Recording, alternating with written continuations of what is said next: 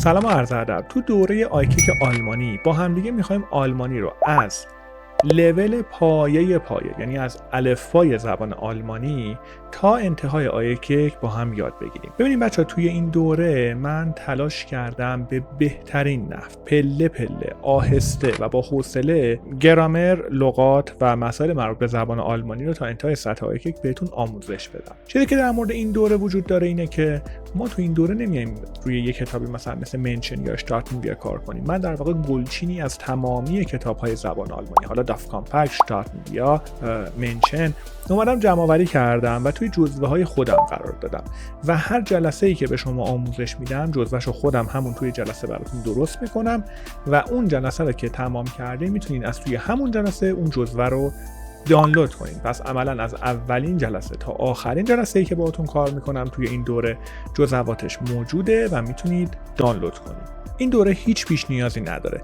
تنها چیزی که نیاز داره اراده خیلی زیاده. حتما باید اراده داشته باشید. باید سعی کنید که جلسه به جلسه با پشت کار کنید، بیایید جلو، مطالب رو یاد بگیرید، تمرین کنید و یادتون باشه بچه‌ها توی این دوره شما عملا تمام نکات مربوط به آیک 1 رو یاد میگیرید و در ادامه این دوره ما دوره‌ای به نام آیک 2 خواهیم داشت که در اونجا کلا آیک رو تموم می‌کنیم و می‌بندیم. پس بچه‌ها این دوره احتیاج به پیش نیاز نداره و تمام اون چیزی که نیازه وقت و اراده‌ای که شما میذارید برای یادگیری زبان آلمانی. امیدوارم این دوره براتون مفید باشه، امیدوارم دوره‌ای باشه که بتونه بهتون کمک کنه. اگر قبلا جای دوره شرکت کردین، احساس کردین که مباحث آلمانی سخته، باهاش مشکل دارین، امیدوارم این دوره بتونه مشکلتون رو حل کنه.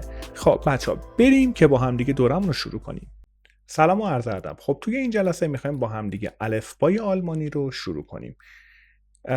Das deutsche Alphabet. خب بچه‌ها ببینید الفبای آلمانی در واقع 26 حرف داره. بذارین این رو به آلمانی هم براتون بنویسم. Das deutsche Alphabet hat 26 Buchstaben.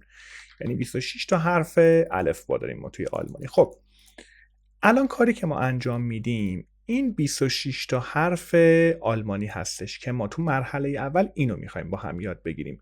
تلفظش رو میخوایم یاد بگیریم و دونه دونه چک میکنیم که هر کدوم اینا چه صدایی داره و در واقع چجوری خونده میشه توی متون آلمانی. بریم از اولی شروع کنیم.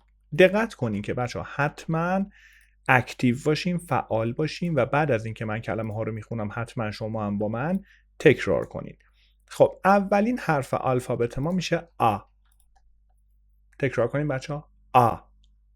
دقت کنین آ غلطه، ا غلطه. یکم این گوشه های دهن ما بازه. آ. خب در واقع این حرف همیشه صدای، حالا من می‌نویسم آ میدهد، اما یادتون باشه دیگه بچه‌ها یک کمی گوشه های دهنمون بازه. آ رو وقتی می‌خوایم بگیم یکم گوشه های دهنمون رو میکشیم. آ. درسته؟ مثل اپفل. اینو سعی کنیم بخونیم. اپفل.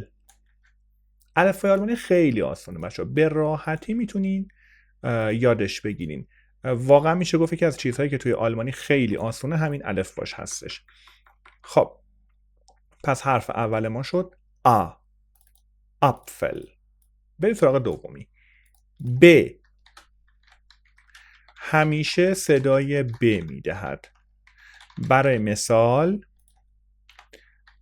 برلین. برلین. خب اینو بذاریم من مشکیش کنم. آها. برلین. خب اینم کوچیکش کنم. اوکی. بذاریم اینو پاک کنم. از اول اینو بسازم که آها خیلی خوب. پس اینم شد برلین. مثل بون. مثل بیلد. پس ببینیم ب صدای ب میده. همیشه صدای ب میدهد. خب بریم سراغ بعدی. ت. هم صدای ک میدهد هم صدای س.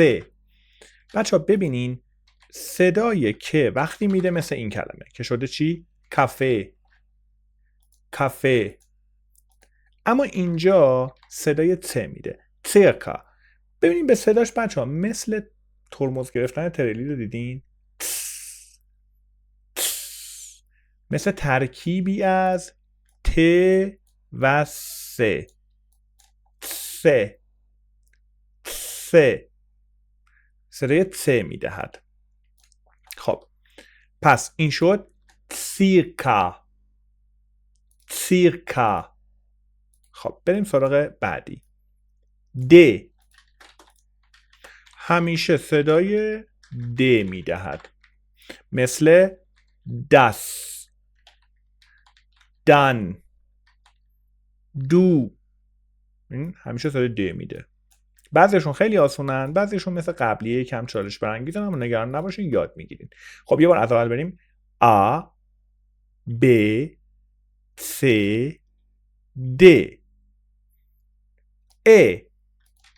بچه ای نه ها، ا همیشه صدای ا میدهد. همیشه صدای ا میدهد. به همین راحتی صدای ا میده. خب مثلا مثل این کلمه چی خونده میشه؟ اگال، اگال، ابن، اسن، اسن. میبینین؟ پس بچه ها ا همیشه صدای ا میدهد. این هم از این. خب دوباره برگردیم از اول. آ، ب، س، د، ا. اف همیشه صدای ف میدهد. برای مثال فوتو، فوتو. خب گ، گ همیشه صدای گ میدهد. برای مثال همون اگال، اگال. میبینین صدای گ میدهد. ها همیشه صدای ه میدهد. ما تو فارسی یه ه دو چشم هم داریم، هجی می نوشتم. پس همیشه صدای ه میدهد، مثل هاوس، هاوس، هامبورگ، شهر هامبورگ، هامبورگ. میبینین صدای ه میدهد. خب اینم از این. بریم برای بعدی. ای، ای. مراقب باشین این آی نشه ها. همیشه هم صدای ای میدهد، مثل فیت، میت، مثل لیپ، لیپ. پس صدای ای میدهد. درسته؟ بسیار عالی. خب ایاشو هم بذاریم من هایلایت کنم براتون، رنگ در واقع آبی کنم. بسیار عالی. خب بریم سراغ صداهای بعدی. یوت، یوت. بچه ها درسته که این خونده میشه یوت، اما همیشه صدای ی میدهد، مثل یا. تو آلمانی وقتی میخوام بگم بله میگن یا. مثل یانوا که همون ماه ژانویه میشه، یانوا. مثل یوناس، یان، یوناس. صدای ی میدهد. اینکه چرا اسمش یوته، مثلا ما تو فارسی هم میگیم الف، ولی الهامو میخونیم الهام. احمد، ببین این حرکت ها میاد روش تغییر میکنه، ما که چون الف نمیخونیمش. پس در واقع این حرف الفابتیش خونده میشه یوت، اما همیشه صدای ی میدهد. خب از اول بریم سریع، یه بار از اول. آ، ب، س، د، ا، اف، گ، ه، ای، یوت، کا. خب بچه ها اینا خیلی آسونن، بذارید من همه این آسونا رو بگم. ال، ام، ان. بسیار عالی. تمام این آسونا رو بذارید، خیلی خیلی آسونن. همیشه صدای ک میدهد، مثل ککس، مثل ککس. بعد ببینید بچه چقدر آسونن. ککس. ببینید این صدای ا میده، ککس. به همین راحتی. درسته؟ مثل کولی. کولی. بچه ها معنی رو اصلا این که حالا معنی های اینا چیه؟ این جلسه فصل اول فقط مخصوص الفابته. شما باید بتونید حروف آلمانی رو بخونید. همین. باید بتونید کلمات و بعدش هم خطوط آلمانی رو بخونید. هدف این فصل فقط همینه. تو جلسات بعدی وارد معنی هاش هم میشه. مثلا آپفل معنی سیب میده. الان به درد ما نمیخوره. یاد میگیریم، معنیاشو یاد میگیریم، کار با دیکشنری رو بهتون یاد میدم، اصلا عجله نکنیم. پس الان فقط تمرکز کنیم من این کلمه رو بتونم بخونم. کولی.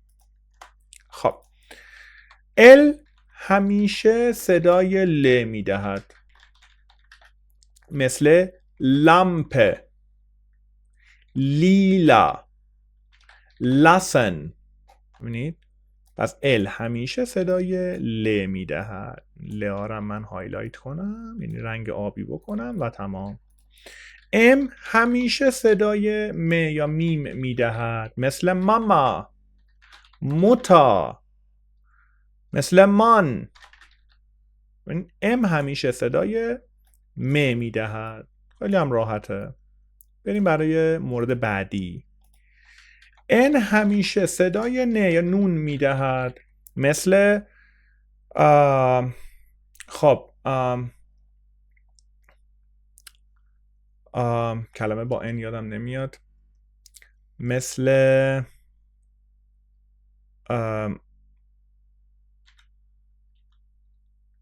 لینا، لینا، ننن. این خیلی ان داشت دیگه.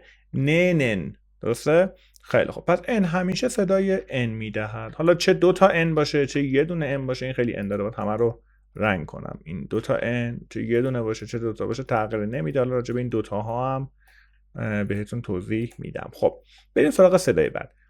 او.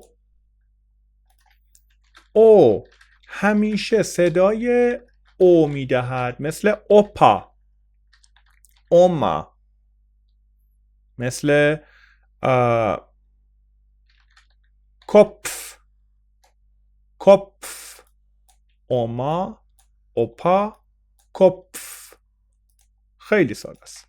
خب اینم من اینجا بذارم. اوکی. و بریم برای صدای بعدی. پی.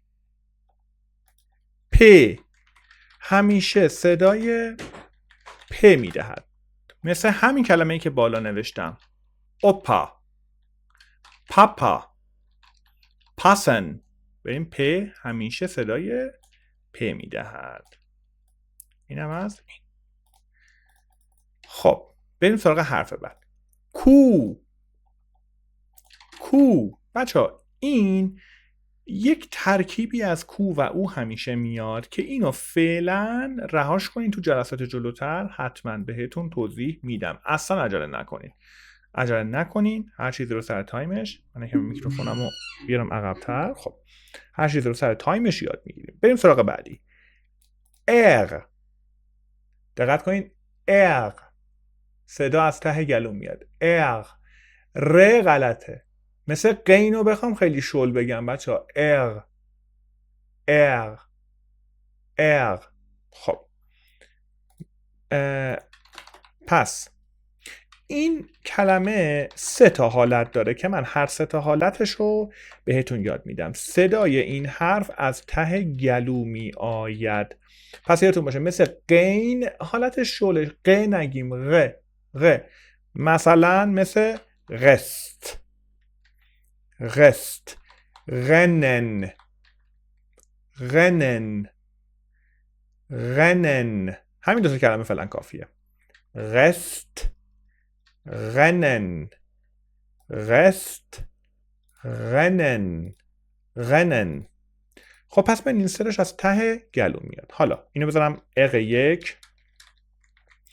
اما یه اق داریم بچه ها. اگر ته کلمه بیاد، اگر حالا ته ننویسم انتهای کلمه بیاید، صدای آی کلاهدار میدهد. بچه ها مثلا نگاه کنین.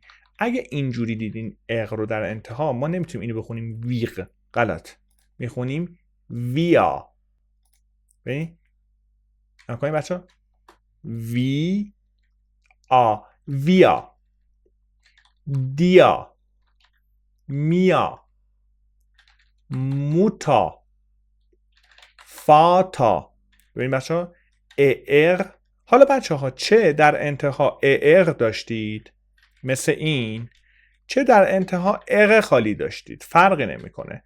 در هر حالت این در انتها صدای آی کلاهدار میده، صدای آ میده. یه بار با هم بخونیم. ویا، دیا، میا، موتا، فاتا. بسیار عالی.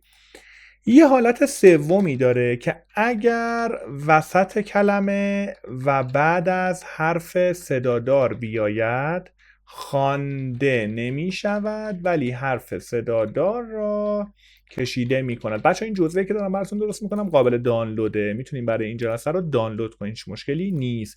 اما اگه خواستین صلاح دونستین که نکاتش رو یادداشت کنین حتما یادداشت کنین. خب اگه وسط بچه‌ها ببینیم مثلا یه توی کلمه مثل این ما نمیتونیم اینو بخونیم اغبایت، اغبایت، نه میخونیم آبایت، آبایت. خودش خونده نمیشه ولی این ا رو کشیده میکنه. بچه‌ها میبینین ا رو، این آ رو، این آ رو کشیده میکنه.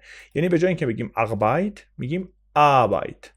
حالا میگه فرقش اگه این نبود چی میشد؟ خب اگه این نبود میشد ابایت، این کلمه میشد ابایت، ولی وقتی باشه میشه آبایت، آبایت. یا مثلا آبایتن، حالا ساده تر بخونمش آبایتن، آبایتن. به این صورت. پس هر سه حالت حرف اغ رو یاد گرفتین. بریم سراغ بعدی. اس،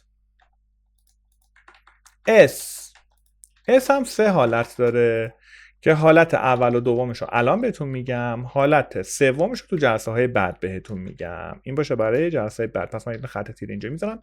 خب معمولا در آلمانی صدای ز میدهد بچه ها، مثل زی، مثل زونه، زونه. ببینید بچه ها پس این میشه ز، نمیشه س، ز، زونه، زی.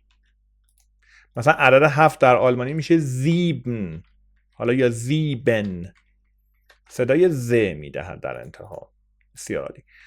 در انتهای کلمات صدای س میدهد. اگه ته کلمه بره مثل دس، وس، هاوس. ببینین در انتها که میره صدای چی میده؟ صدای س میدهد. اینم از این. حالت سوم رو اجازه میدین جلوتر بهتون توضیح میدم تو جلسات بعد. خب تی، تی همیشه صدای ت میدهد، مثل تاسه، تاسه، تش، تش. پس همیشه صدای چی میده؟ صدای ت میده. خب اینم از این. بریم سراغ مورد بعد. او، او. خب او همیشه صدای او میدهد، مثل دو، مثل موتا، بوتا. بچه یادتونه دیگه اغ در انتها صدای آ میداد، برای همین این میشه بوتا، این میشه موتا، این میشه دو، درسته؟ اما این میشه موتا. این تهش هم حواستون باشه. پس او صدای او میدهد. بسیار آسونه الفبای آلمانی. بریم سراغ بعدی. فاو. آها، فاو. خب همیشه صدای ف میدهد. این هم صدای ف میده. بعضی میپرسن خب چرا ما تو آلمانی وقتی اف رو داریم، وقتی این اف هست چرا این هم صدای ف میده؟ مثلا ما تو فارسی هم هی جیمی داریم، هم هی دو چشم، سه جور ز داریم، درسته؟ سه جور ز داریم فقط ما. خب این چرا ما اینجور، چرا اینجوری، چرا یه دونه ز بیشتر نداریم؟ اینو دیگه بچه‌ها توی آلمانی هم دو تا حرفن که صدای ف میدن، پس اینو در نظر داشته باشین. خب مثل فاتا، فون. ببینید اینجا صدای ف میده. هایلایت کنم، رنگ کنم براتون آبی. بسیار عالی. خب بریم برای بعدی. و. آها این صدای و میده بچه‌ها. و ساده است، همیشه صدای و میدهد. برای مثال وس، ون، و، وی، وقوم. ببینین پس صدای و میدهد. هایلایت کنم. خب اینم از و های ما. خب X. بچه ها در آلمانی شما نه اینکه X کلا نداریم، هست، صداش که قطعا هست، اما خود حرف الفابت X شما خیلی در متونش نمیبینید. نمیگم کلا نیست، کلماتی هستن مثلا تاکسی، هستن کلماتی که توش X استفاده شه، ولی بدونید آلمانی ها معمولا X رو از ترکیب ت ها S میگیرن، یعنی این سه تا رو کنار هم دیگه میذارن و صدای X میگیرن ازش. خب بیشتر اینطوری شما X رو میبینید. مثلا ببینید کلمه زکس، اینجا این صدای X میده، زکس. لاکس، فوکس، درسته؟ ببینید اینجا صدای X میده، اونا فوکس رو اینجوری نمی‌نویسن، فوکس رو اینجوری می‌نویسن. پس اینو بدونید که در آلمانی بیشتر شما از ترکیب ت ها و اس که متن آلمانی یکم خونده باشید، دیده باشید، یه جاهایی می‌بینید که خیلی توش این حرف X رو نمی‌بینید. این به این معنی نیست که در آلمانی X وجود نداره. اگه وجود نداشت پس چرا تو الفابتشون دارن؟ هست.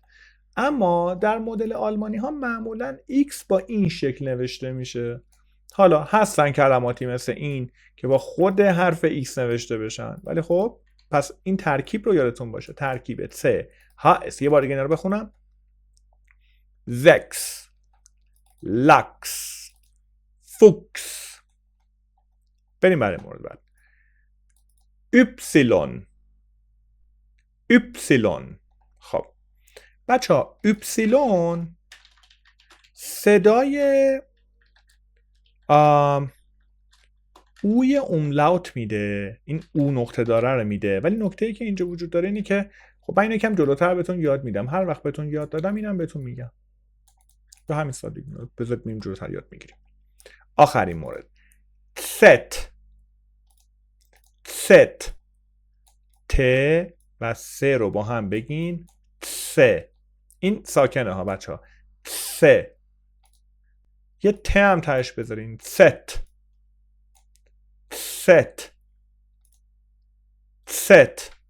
اوکی. حالا چه صدایی میده؟ پاکش کنم، اینو که نوشتم پاک کنم. اوکی. چه صدایی میده؟ ست همیشه صدای ت میدهد.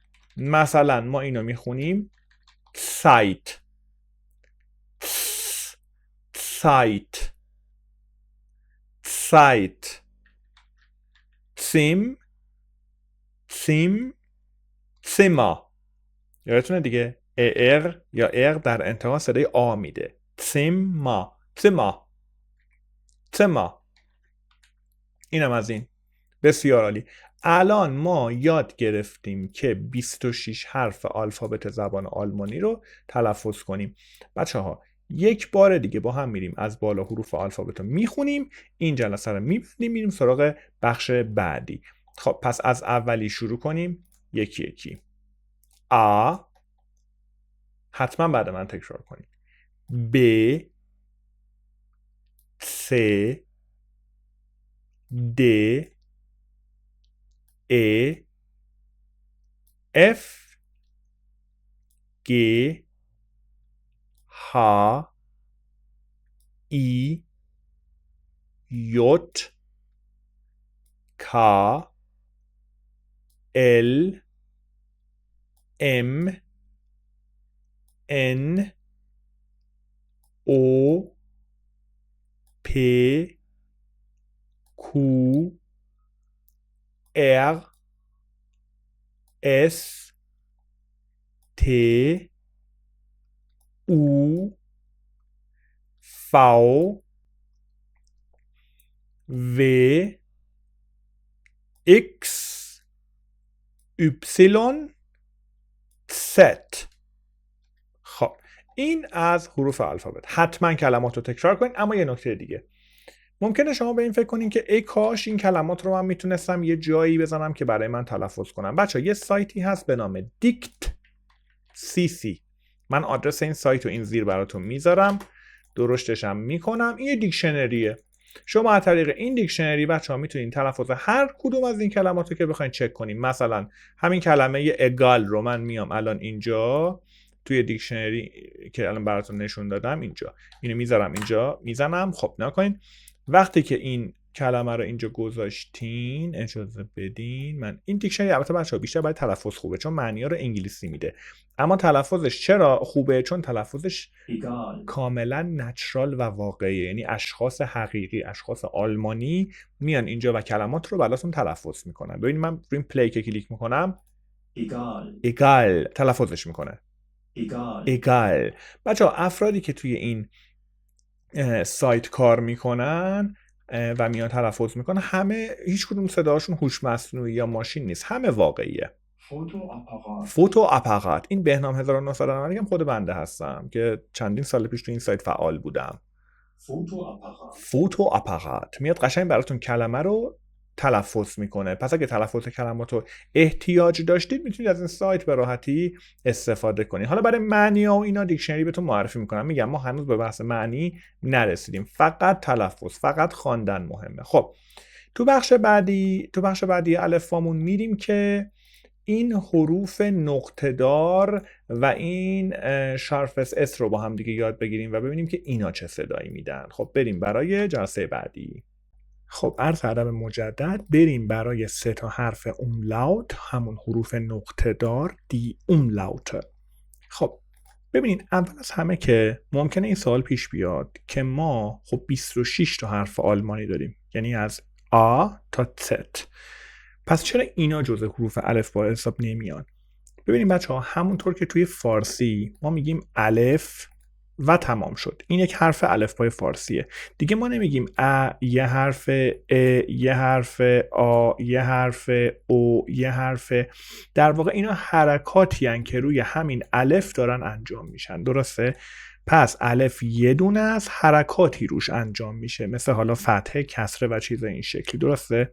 توی آلمانی هم این نقطه‌ای که میبینیم بالای این اومده در واقع این آ هستش. حالا با نقطه‌ای که بالاش قرار میگیره این تغییر صدا پیدا میکنه، مثلا ا میشه ا بر فرض مثال. اوکی؟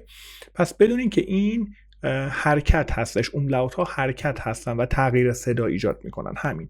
خب بریم سراغ اولین موردش، یعنی آی اوملاوت. آی اوملاوت. خب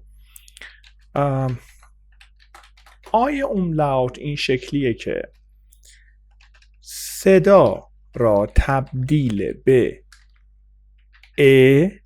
و کمی کشیده می کند. یعنی چی؟ یعنی مثلا اگر ما اینجا داریم اپفل، من آهسته میخونم با من تکرار کنین. اپفل، اگر این آیش آی اوملاوت بشه میشه اپفل. اپفل. پس ببینید اگر آ نقطه بگیره، بذارید من اینو آبی کنم، اگر آ نقطه بگیره صداش ا میشه، یکم هم کشیده میشه. پس اولی میشه اپفل، دومی میشه اپفل. حالا از نظر معنایی هم تغییر میکنه دیگه، مثلا اپفل میشه سیب، اپفل جمعشه میشه سیب ها. اوکی؟ جمعش میشه. پس به عبارتی تغییر صدایی که توی آیه نقطه دار به اتفاق میفته همینه که صدا تبدیل به ا و کمی هم کشیده میشه. این از مورد اول، آسونشون این بود. خب بریم سراغ مورد دوم، یعنی این مورد اوی اوملاوت. خب اوی اوملاوت اینجا حتما این مورد رو روی کاغذتون یادداشت کنید. ببینید بچه‌ها، اگه ما لب‌هامون رو حالت او گفته، الان مثلا این شکل لبه ها من دارم میکشم، خب رو حالت او گفتن نگه داریم. خب چون میدونید که تو حالت عادی یعنی اوی بدون نقطه، من گفتم همیشه صدای چی میده؟ همیشه صدای او میدهد، مثلا اوپا، درسته؟ خب حالا فکر کنید همین او اوپا لب‌ها رو روی این حالت نگه دارین، اما در حالی که لب‌ها روی آن حالت سعی کنین صدای ا تولید کنید. یعنی اگه لب‌ها رو حالت او باشه ما میگیم ا. پس لب‌ها رو حالت او نگه می‌دارید. بچه‌ها به نظر من اینو حتما رو کاغذ بکشید. یعنی شکل لبه رو حالت او بمونه، اما این زیر صدایی که باید تولید کنید صدای ا باید تولید شه. اگه سخت بود براتون سعی کنین با دستتون نگه دارین، قشنگ اینجوری روی لپاتون بذارین، فشار بدین اینجوری ا. ممکنه کمی طول بکشه تا بتونین این صدا رو تولید کنین. اصلا نگران نباشین. توی آ1 خیلی‌ها اوملاوت‌ها رو نمیتونن هندل کنن. یواش با تمرین و تکرار اوکی میشیم. ولی به هر حال روش درستش اینه که شما لب‌ها رو حالت او قرار میدین و صدای ا تولید میکنین پس اگر من 2 تا کلمه براتون میذارم، این کلمه خونده میشه شون، این خونده میشه شون. پس ببینید اولی شون، شون، شون، شون. پس صدا میشه ا. لب‌ها رو حالت او، صدایی که تولید میکنیم صدای ا هستش. خب بریم سراغ مورد بعد، یعنی اوی اوملاوت. خب برای اوی اوملاوت هم یه همچین حالتیه. خب خود اوی اوملاوت همیشه صدای چی میده؟ اوی خالی، معذرت میخوام، همیشه صدای او میدهد. درسته؟ مثلا موتا. درسته؟ اما اوی اوملاوت بچه‌ها باز به نقاشی احتیاج داره. لب‌ها رو روی حالت او باز نگه می‌داریم. لب‌ها رو حالت او باشه. یعنی اینجوری او رو این حالت باشه. خب اما صدایی که تولید می‌کنیم باید صدای ای باشه که میشه ای. پس ببینید، پس اگر من مثلا بر فرض مثال اینو بخونم موتا، اینو میخونم میتا. میتا. مثلا توماس مولا. توماس مولا. بچه این آیه آخرم حواستون هست دیگه. اق در انتها صدای آ میداد. مولا. توماس مولا. پس موتا که معنی مادر میده، جمعش مادرها میشه میتا. برای این 2 تا صدا بچه‌ها حالا باید تمرین کنید. منظورم اینه که اگر احساس کردین که براتون سخته هیچ نگران نباشید. من خودم هم تو لول آیه که بودم اصلا نمیتونستم این صدا رو تلفظ کنم. رفته با ترک‌های صوتی زیادی که گوش کردم با تمرین و تکرار زیادی که کردم اوکی شدم و به راحتی تونستم تلفظشون کنم. schön. مثلا Dankeschön. Die Deutsche sagen Dankeschön. آلمانی وقتی میخوام بگن خیلی ممنون میگن Dankeschön. خب اینم از این مورد. اما بریم سراغ مورد آخر و اونم این حرف هستش که اصطلاحاً بهش میگن scharfes S یا SZ. خب این حرف بچه‌ها همیشه صدای س میدهد و عملاً مساویه با دبل اس. یعنی چی؟ یعنی مثلا این کلمه رو ببینین. این کلمه خونده میشه شتراسه. خب این هم خونده میشه شتراسه. حالا فرق نمیکنه با این بنویسیش. البته اینو بگم آلمانی ها اینو با این بنویسن. مثلا تو سوئیس بچه‌ها خیلی وقتا این کلمه که معنی خیابون هم میده، شتراسه معنی خیابون میده، خیلی وقتا با دابل اس مینویسنش. حالا این که خب تو آلمانی بعضی اوقات من میبینم wissen،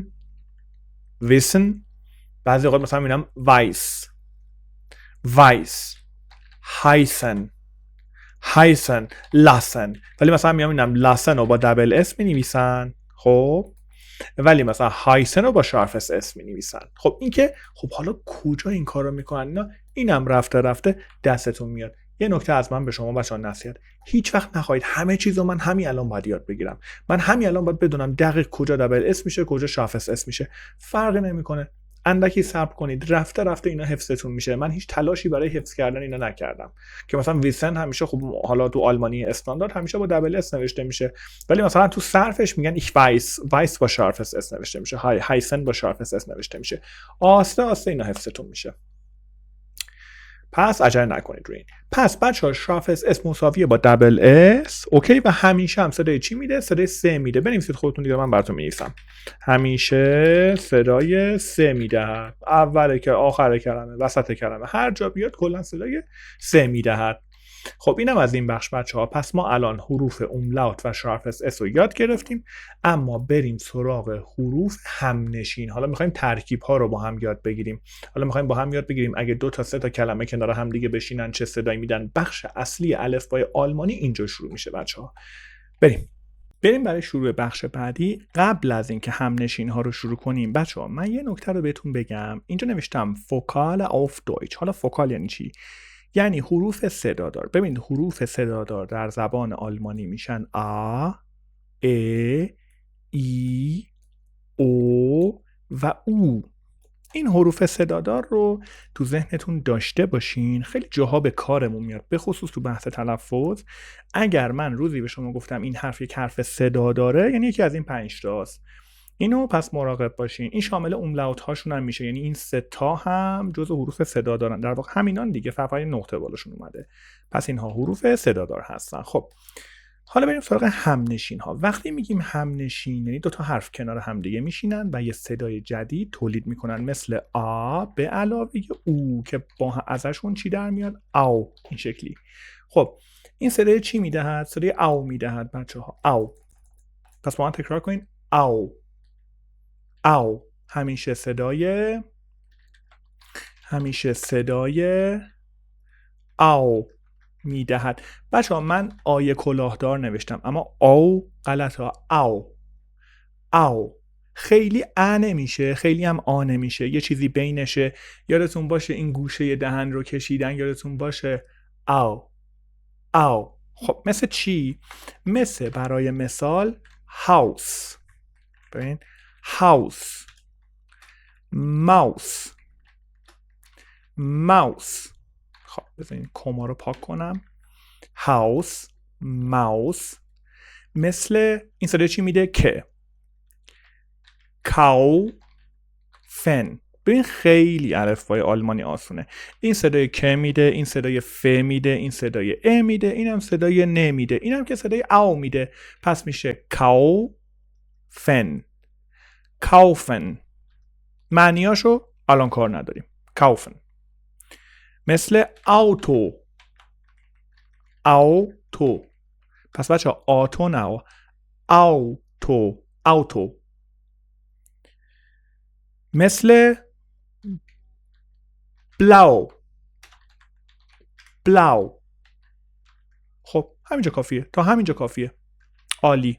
خب پس اولین همنشین رو ما با هم دیگه یاد گرفتیم. بریم سراغ دومین همنشین. بچه ها دومین همنشین آیه اوملاوت به علاوه او هستش که رو هم دیگه همیشه صدای اوی میدهد.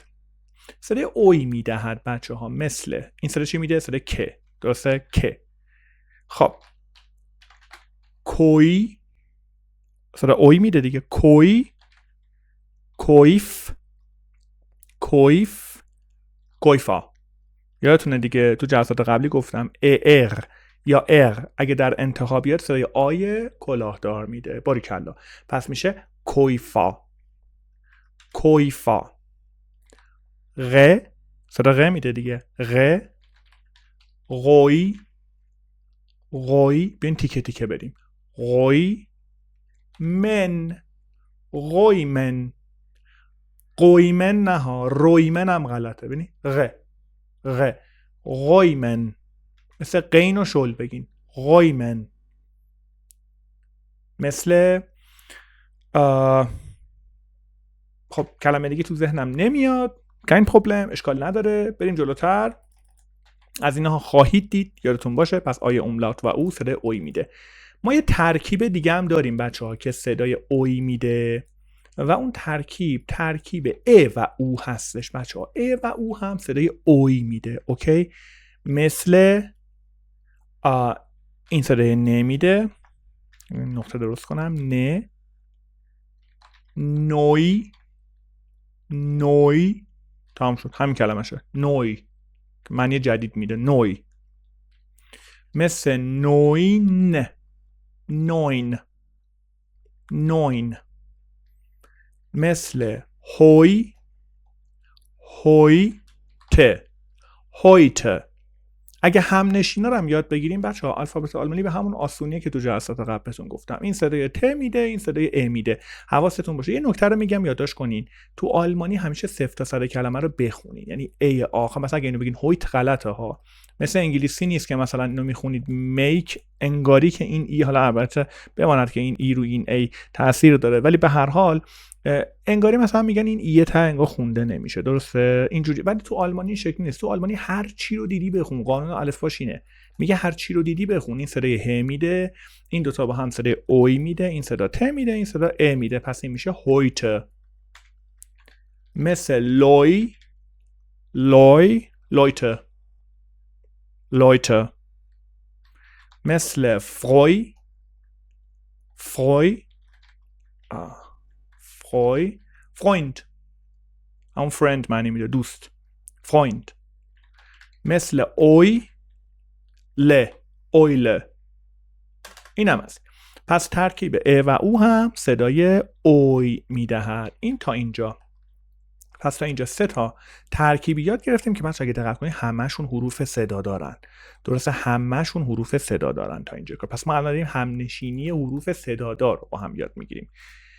2 تا از بسیار بسیار بسیار مهمهاش که چون خیلی مهمه، من الان اینجا یه 3 تا نقطه براش میذارم، به این توجه خیلی ویژه بکنید. 1 2 3 تا نقطه قرمزم میذارم، توجه ویژه بکنید بهش. صدای ا و ای با همه، ا و ای، نه آلمانی دیگه میگیم دیگه ا ای، انگلیسی نیست بگیم ای آی، میگیم ا ای. یکی هم صدای برعکسشه، ای و ا، ای و ا. خب این همیشه صدای آی میدهد. باز من لازمه بگم آی غلطه، ای غلطه، یه چیزی بینشونه. یعنی در حالی که داره میگه آی، یه ذره این گوشه لباتون رو بکشید، آی، آی، آی. درسته؟ مثل چی؟ بچه ها این خب صدای ب میده، این هم صدای آی میده، پس میشه بای، بای. ما گفتیم توی آلمانی اس بیشتر صدای چی میده؟ صدای ز میدهد. پس این صدای ز میده، با این میشه زای، زای.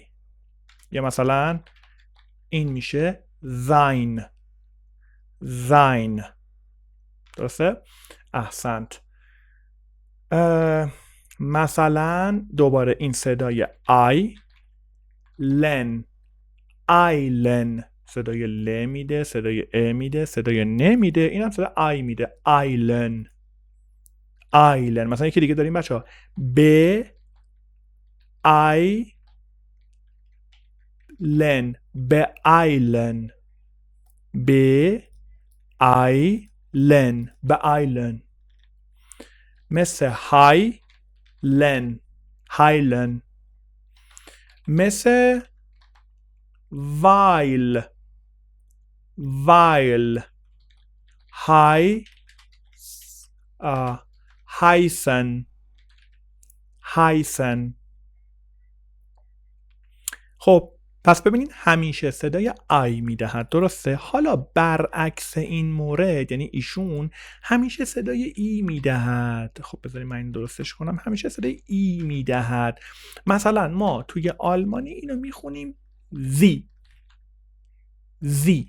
بچه ها دقت کنید این میشد زای. ببینید آها، همینه ها نکته. ا اگه اول بیاد بعد ای بیاد، این میشه زای. درسته؟ بیاد اینو بیارم کنار این با هم مقایسه کنیم. بذارید اینو بیارم کنار این با هم مقایسه. این الان شد زای، ولی حالا نکن قرمز اول اومد بعد آبیه، حالا این شد زی. این شد زی. میبینید اینو اینجا بچا نگه میدارم بمونه، با هم دیگه مقایسه کنیم. ببینید با هم دیگه این دوتا رو مقایسه کنین. این میشه زی، این میشه زای. پس فرقشون رو متوجه شدین. خیلی این دوتا حرف رو با هم اشتباه میگیرن و خیلی مهمه که شما این دوتا رو با هم اشتباه نگیرید. رو زمانها تاثیر میذاره، روی خیلی معانی مهم تاثیر میذاره، پس باید مراقب باشید. زی، زای.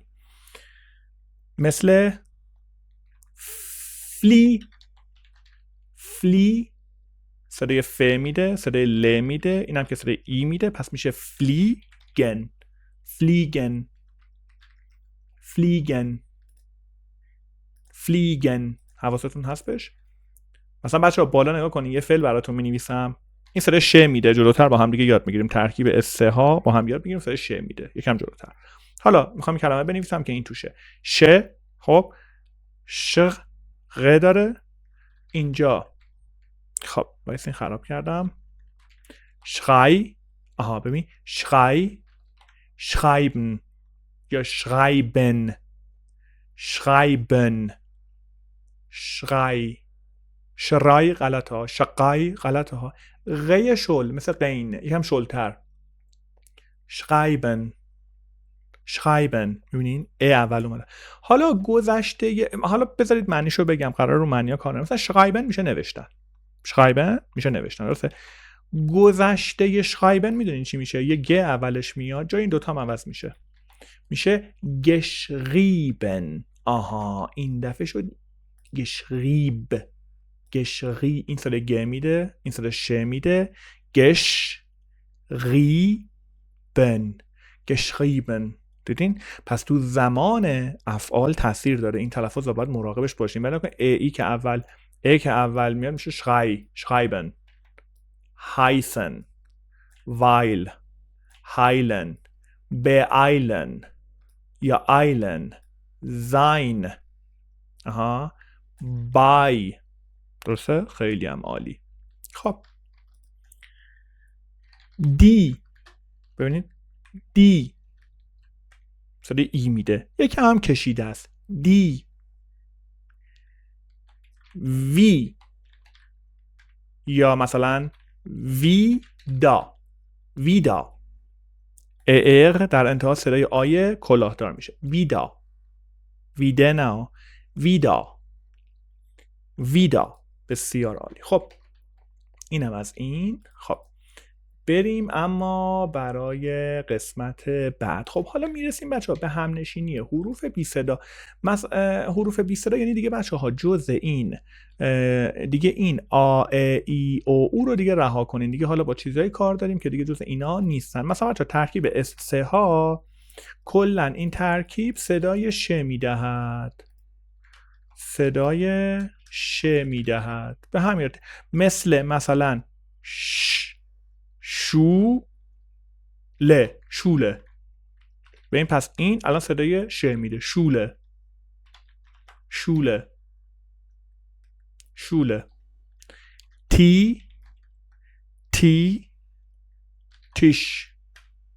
چقدر راحت خونده میشه، خیلی آسونه. تیش. الفبای آلمانی به شدت آسونه، واقعا آسونه. هر چی ببینی بخونی بدونی اس ها رو هم صدای ش میده دیگه. بقیش هم که مشخصه، این صدای او میده، صدای ل میده، صدای ا میده. شوله. ت ای ش. تیش. تا. تاش. تاشه. این که الان شوله میشه مدرسه، تیش میشه میز، تاشه میشه کیف. ببینید خیلی کلمه‌های راحت و قشنگ داری میخونی. همین کلمه نوشتن که بهتون گفتم، schreiben، schreiben، schreiben. schnell، schnell، schnell. دیگه معنی نمیگم، فقط تمرکز کنین رو خوندنش. schnell. خیلی هم عالی. خب بریم سراغ مورد بعد.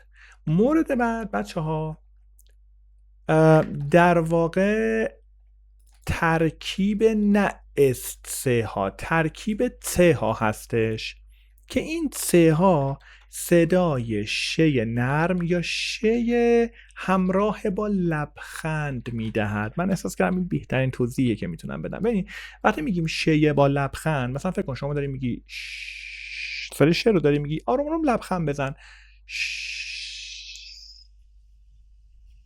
وقتی داری لبخند میزنی نمیتونی بگی ش، یه جوری میشه این صدای ش، همون شکلیه. ش. اوکی.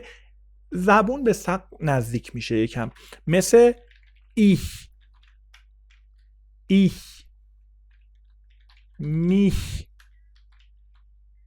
میش، دیش. شنیدی آلمانی میگن ich liebe dich، شنیدی میگن ich liebe dich. الان شما همه اینو بلده، این که صدای شه، ich liebe، نکن اینجا صدای ای میده، ل ای ب liebe، ich liebe، اینم dich، ich liebe dich. بذار اینو کج نکنم چون این مال مورد قبل، اینو خط میذارم بهش. ich liebe dich یعنی همون I love you، دوست دارم. ich liebe dich. درسته؟ یا مثلا میخوان منفی کنن آلمانی‌ها میگن nicht. بسیار عالی. پس اینم صدای سه ها با هم دیگه که شد صدای شه نرم، شه توأم با لبخند میشه. خب بریم مورد بعدم یاد بگیریم بچه‌ها، ادامه‌شو بذاریم برای ویدیوهای بعد که ویدیوهامون خیلی طولانی نشه، نمیخوام بیشتر از 20 دقیقه بشه ویدیوها. خب مورد بعد در واقع همین صدای سه ها یه نکته داره، میگه اگر، بذاریم من سمت راست بیارم، اینو بذارم اینجا. خب اگر بعد از حرف سه ها یکی از حروف آ، او، او یا او بیاید، سه ها صدای خ میدهد. آها ببینیم بچه ها، اگه بعد همین سه هایی که من بهتون گفتم صدای خ نرم میده، یکی از این 4 تا حرف آ، او، او یا ترکیب آ او که میشه او، یکی از این 4 تا بیاد، صدای شما دیگه میشه خ. مثلا شما اینو نمیخونین دوخ، میخونین دخ. بذار نقطه ایش کنم، دخ. خب بذارین بیارم اینور. خب دخ، مثل نخ، لخن. خب چرا اینجا صدا شده خ؟ چون قبلش یکی از این حروف قرمز رنگ اومده. چرا اینجا شده باز دوباره خ؟ چون او جز اون حروف بالاست. کپی کنم اینجا پیست کنم، آ جز اون حروف بالا هست، مثل اخ. درسته؟ اینجا صدای خ میدهد. مثل زخ، آ اومده دیگه، درسته؟ پس اینجا سه ها صدای خ میدهد، زخ. مثل مخن، به خاطر آ صدای خ میدهد. یا مثلا بچه ها مثل بوخ، به خاطر او الان اینجا سه ها صدای خ میده. حالا یه نکته اضافه هم همین مورد داره.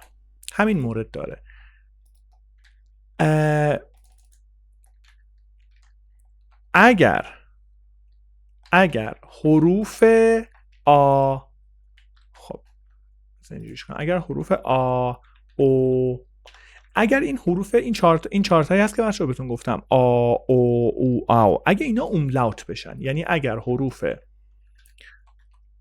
بذار از اول بنویسم، این به هم خورد، اما اگر حروف آی اوملاوت، اوی اوملاوت، اوی اوملاوت یا آ اوملاوت او قبل از سه ها بیایند، دیگر صدای خ نمیدهد، همان صدای شه نرم یا شه همراه با لبخند میدهد. بچه‌ها ببینین این 4 تا حرفی که من بهتون گفتم به شرطی که نقطه دار نباشن و اوملاوت نباشن. اوملاوت ها کدوما بودن؟ بریم بالا یادتونه دیگه، اوملاوت ها حروف نقطه دارن، این 3 تا. خب همین 4 تایی که بهتون گفتم، همین 4 تا قرمزه اگه نقطه دار باشن دیگه صدا رو خ نمیکنه ها.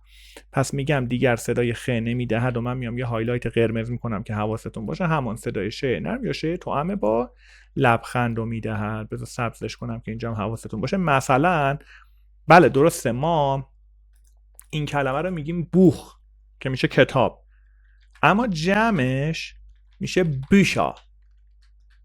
بوشا. آها میگه چرا خ نشد؟ میگه خب به خاطر اینکه این او نقطه گرفت دیگه، نقطه گرفت که صدا رو خ نمیکنه. بوشا. بوشا. مثلا بچه ها نکن اینجا ما یه کلمه داریم نخت، بله اینجا خ میشه، کاملا درسته. چرا؟ چون آ جز اون کلمه های بالاست. اما اگه همینو املاوتش کنین اینجوری، این میشه نهته. نهته. چرا؟ چون آیه املاوت جز اونا نبود، قرار شد بدون نقطه، اگه اونا اومدن صدای خ بده این. اوکی؟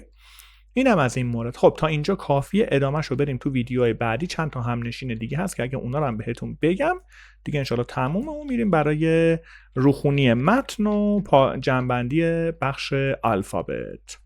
بریم.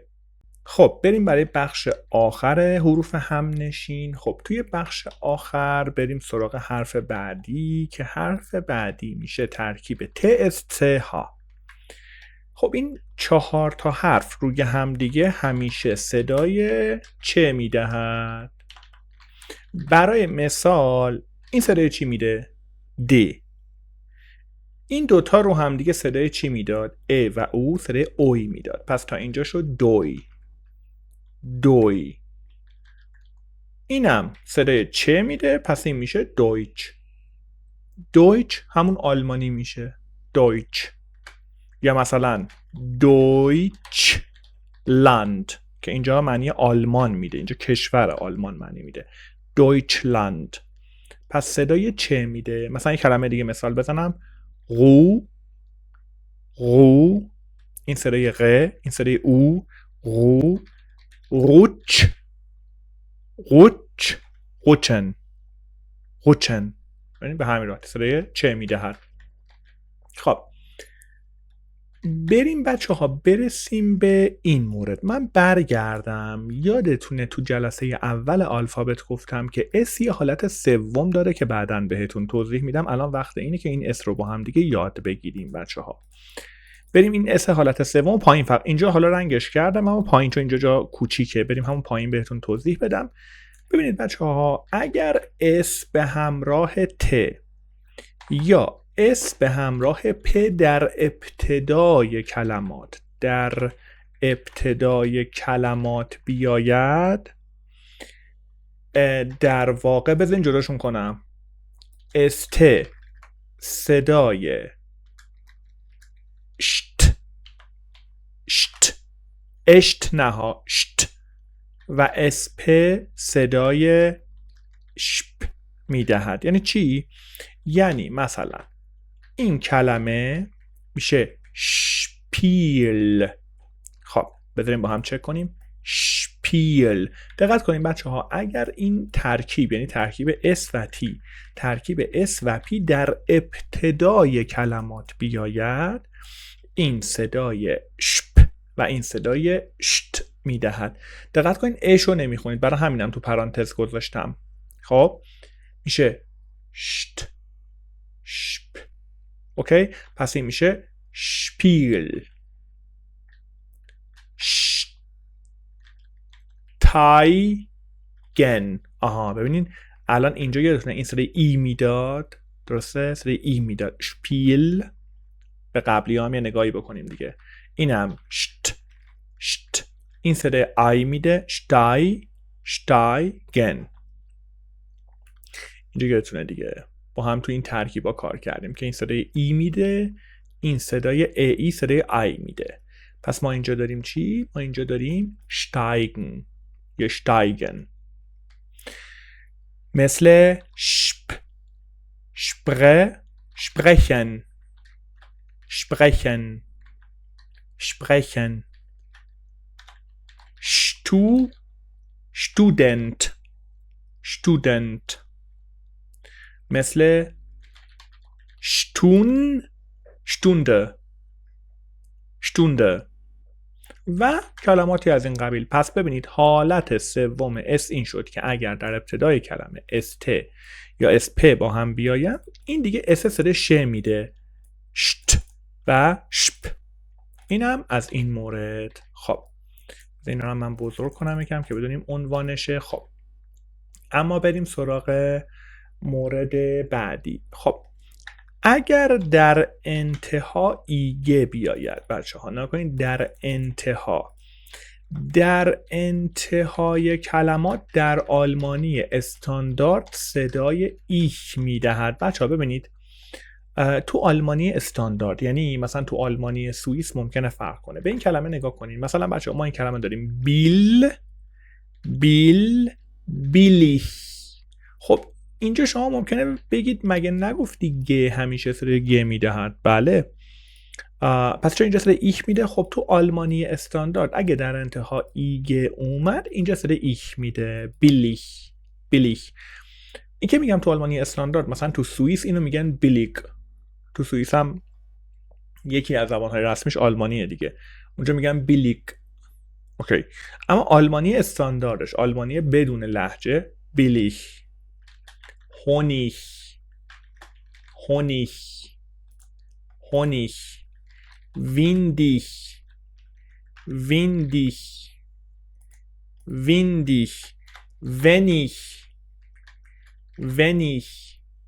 ببینید به این صورت. پس ایگه در انتها صدای ایش میدهد. خب برسیم به TEON، بازم در انتهای کلمه. بچه‌ها در انتهای کلمه تو انگلیسی صدای چی میده؟ صدای شن میده، مثل اینفورمیشن. درسته؟ اینفورمیشن صدای شن میده. خب اما توی آلمانی چطوره؟ نه، در انتهای کلمات می آید و صدای سیون می دهد. مثلا آلمانی ها اینو می خونن این فو ر خونده نشه، اینفورماسیون، گنراسیون،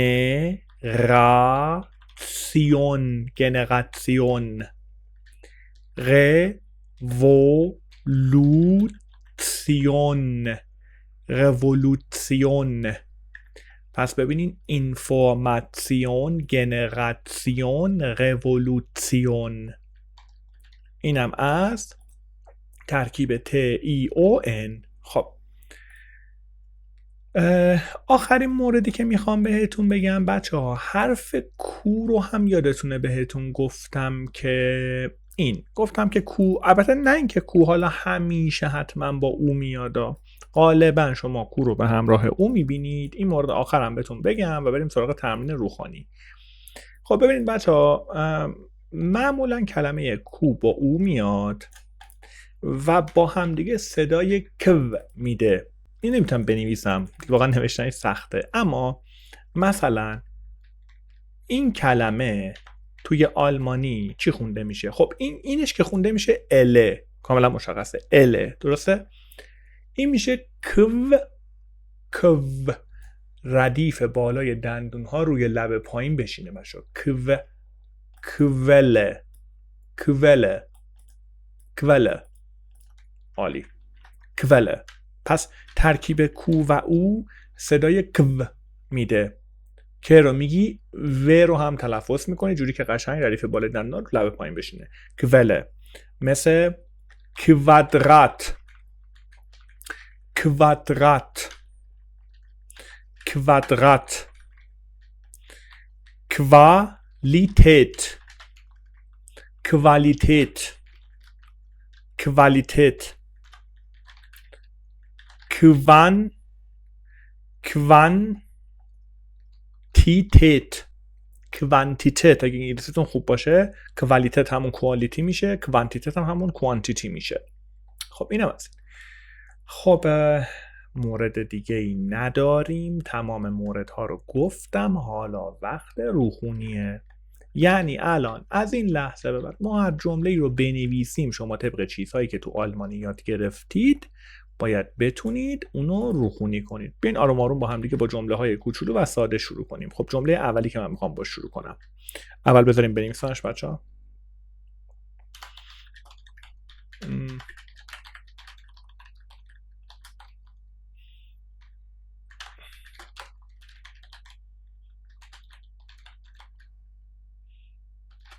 اوکی، اینو با هم بخونیم. اگه خواستین ویدیو رو پاس کنین، اول خودتون تلاش کنین بعد با من چک کنین. Ich bin Lara. Ich komme aus یادتونه aus صدای چی میاد؟ aus Deutschland. Ich wohne in برلین. اوه بچه ها یه مورد یادم رفت، خوب شد همین الان دیدم و یادم افتاد و همین الان باید بهتون بگم. اون موردم اینجاست، خدا رو شکر که دیدمش. حالا لیست اینا جلوی چشم بودا ولی خیلی جالب که من این رو جا انداختم توی مواردی که باید بهتون میگفتم. بچه ها خیلی خوب شد که دیدمش. بذارین قبل این اون مورد رو بهتون بگم. اون مورد اینه، نکته: اگر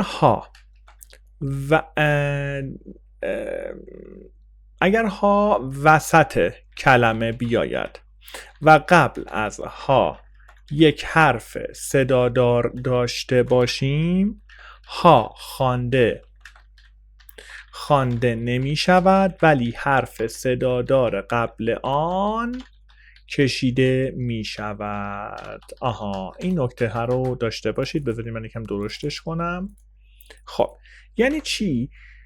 ببینیم بچه ها، این کلمه رو نگاه کنید. ما توی آلمانی اینو نمیخونیم نهمن. غلط، کاملا غلطه. حرف قبلش هم میبینید صدا داره، جزء صدا داراست دیگه. صدا داره که خاطرتون هست. صدا داره کجاست؟ اینجاست. آ، ا، ای، او و او. اینا همشون حروف صدا دارن. خب برگردیم اینجا. اگر یه بار دیگه با هم بخونیم. اگر ها وسط کلمه بیاد، وسط کلمه اومده و حرف قبل از ها یک حرف صدادار داشته باشیم. حرف صدادار هم داریم. ها خوانده نمیشه، پس نمیخونیمش. حرف صدادار یکم کشیده میکنیم. پس ا رو یکم کشیده میخونیم. پس این میشه چی؟ میشه نیمن. دیدین؟ نیمن. مثل کرن. کهن غلطه. کهن کاملا اشتباهه. کرن. مثلا بچه ها معلم به آلمانی میشه لرا. ببین ها خونده نمی شود اما حرف صدا داره قبل خودش رو کشیده میکنه. پس الان اینجا این میشه لرا. اغیارتونه دیگه در انتها صدا رو آ میکرد. لرا. چه نکته مهمی داشت شدم میرفت بهتون بگم. مثل بچه اینو شما نمیخونید اییا، نمیشه، میخونید ایا. یعنی چی کار میکنه؟ یعنی میاد این ای رو کشیده میکنه، کشش میده. ایا. اوکی؟ پس دو تا مسئله داریم. ها وسط بیاد، حرف قبلش هم صدا دار باشه، ها خونده نمیشه اما حرف مثلا بچه تهران رو میدونین چی میخونن؟ میخونن تهران، نمیخونن تهران. ها خونده نمیشه، حرف صدا داره قبل خودشو کشیده میکنه. تهران. اوکی؟ اینم از این مورد. خب این مورد رو پس نکنیم به خاطر همین شده ich wohne، نشد ich wohne. وهنه غلطه. ich wohne. پس یه بار دیگه بزنین جمله رو از اول بخونم دیگه. بچه‌ها نکات الفابet تموم شد، خیلیتون راحت، چیزی جا نذاشتم. Ich bin Lara. Ich komme aus Deutschland. Ich wohne in Berlin. خب بریم بر جمله بعد.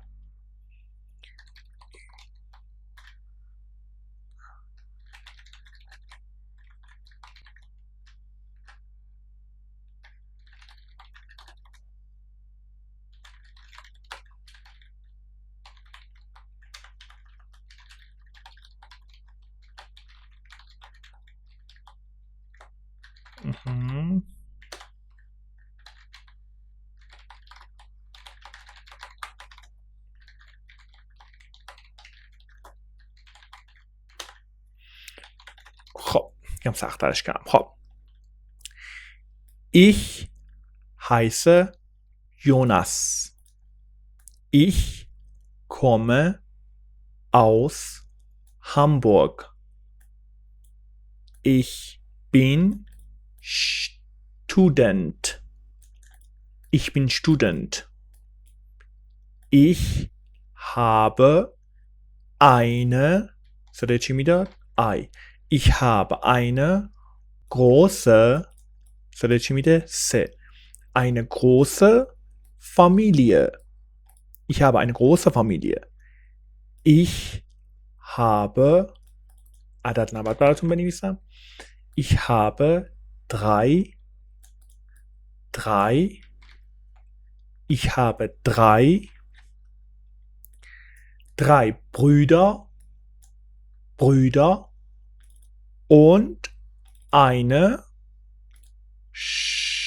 صدای ش میدهد. Schwester.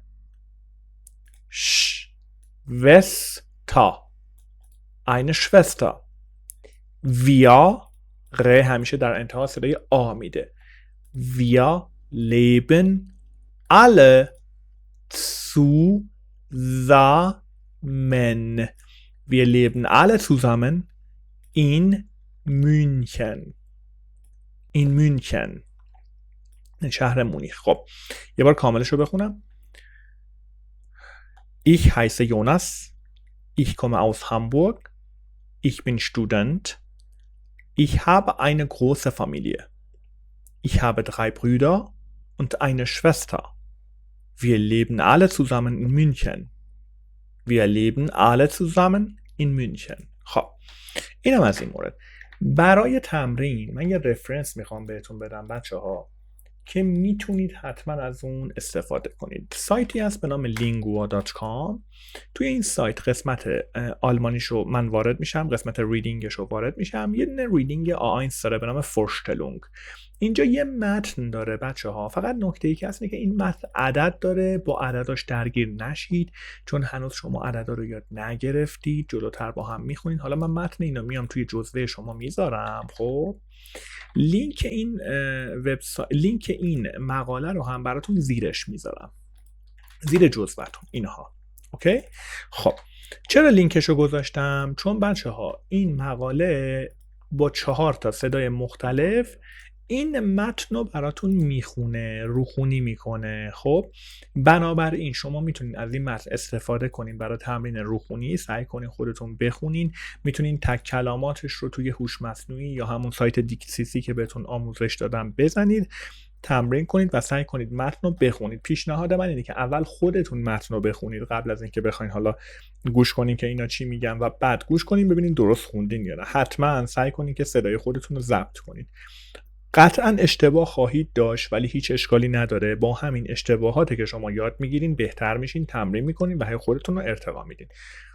در مورد الفابت به خودتون تا انتهای A1 زمان بدین. یعنی شما A1 رو که تموم کردین باید از نظر الفابت اوکی شده باشین. اما مادامی که توی سطح A1 دارین کار میکنین، اگر ایراد الفابتی دارید ناامید نشید چون این ایرادها با شما خواهد ماند و شما سعی میکنین با تمرین بیشتر این ایرادها رو رفع کنین. خب جلسه الفابت تموم شد و ما دیگه باید بریم توی فصل بعد و عملاً گرامر آلمانی رو شروع کنیم، جمله سازی، افعال، ضمایر و شروع کنیم به صحبت کردن. خیلی خوب بریم برای جلسات بعدیمون. موفق باشید.